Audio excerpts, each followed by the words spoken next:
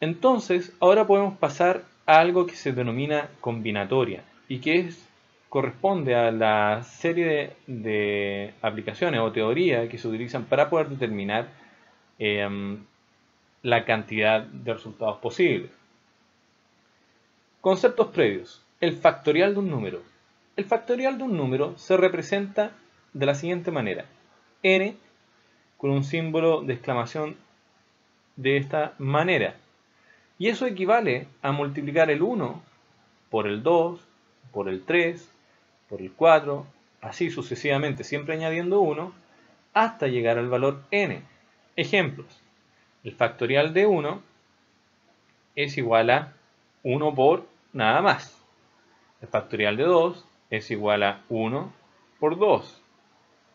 Resultado final, 2.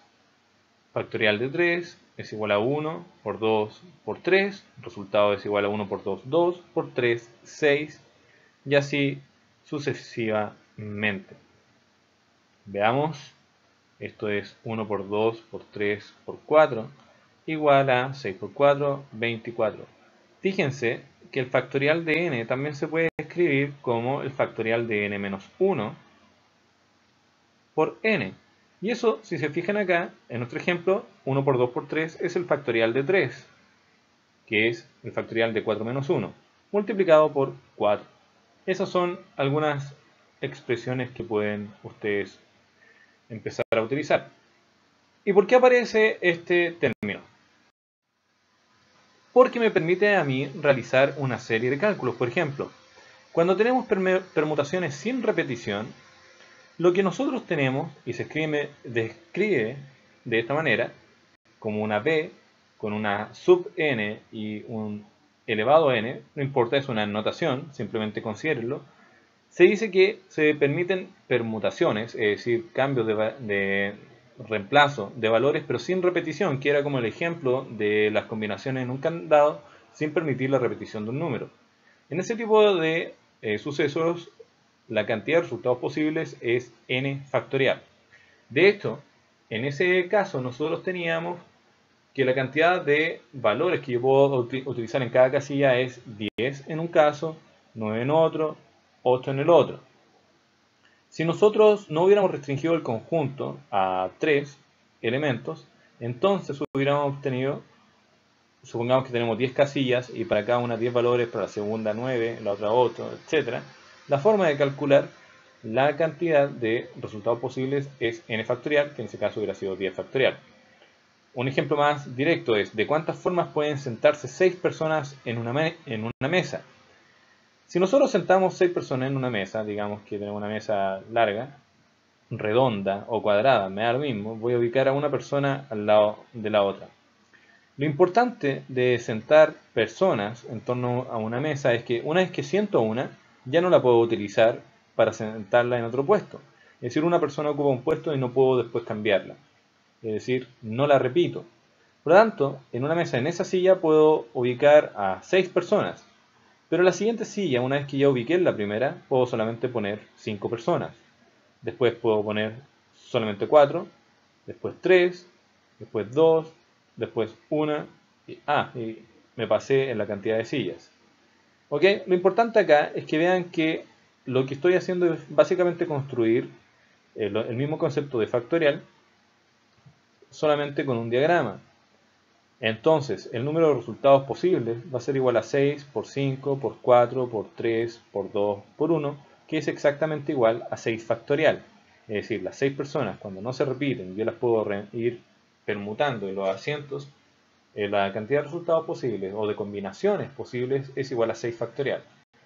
Por supuesto, para números mayores de n o grandes de n, el factorial crece muchísimo y no tiene mucho sentido trabajar con esas multiplicaciones tan grandes.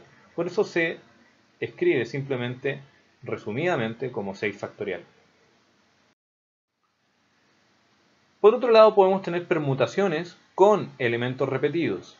Cuando tenemos permutaciones con elementos repetidos, como en el primer caso de las casillas que teníamos que podíamos repetir, se calcula de la siguiente manera: n factorial dividido por cada uno de los resultados de de cada una de las situaciones posibles, también el factorial, multiplicado entre ellos. Repitamos eso, n factorial dividido por n1 factorial, n2 factorial, hasta nr factorial, donde estos son la cantidad de casos para cada uno de los sucesos independientes. Es decir, en una fila se quieren crear palabras con las letras, por ejemplo, A, R, R, E, E. ¿Cuántas opciones existen si es que utilizamos todas estas palabras? Si se fijan, nosotros podemos ir moviendo las letras e ir produciendo distintas combinaciones. Esa es la permutación. Y de hecho podemos repetir, porque una vez que pongo una A en la primera casilla, también puedo poner una A en la segunda, en la siguiente, sucesivamente. N1 en este caso es igual a 3. N2, que es R, es igual a 2 y N3 es igual a 2 también. La cantidad de sucesos totales es igual a 7, 2 más 2 más 3, 7. Y por lo tanto, la cantidad de combinaciones que se pueden utilizar en este caso es igual a n factorial, que es 7 factorial, dividido en 3 factorial por 2 factorial por 2 factorial. ¿Ok? Arriba entonces me queda 1 por 2 por 3 hasta 7. Y abajo me queda 1 por 2 por 3 por 1 por 2 por 1 por 2. Aquí puedo simplificar. 1 por 2 es 2, por 1 por 2 también es 2, me quedan finalmente 4, así que el 4 que viene a continuación también lo puedo simplificar. Y me queda que la cantidad de resultados posibles va solamente desde 5 por 6 por 7, es decir, 210 casos posibles. ¿Está bien? Cuando puedo repetir elementos, entonces, como en el ejemplo de acá, tengo 210 casos posibles. Bien, veamos ahora cuando tenemos muestras que no están ordenadas y no se permite la repetición.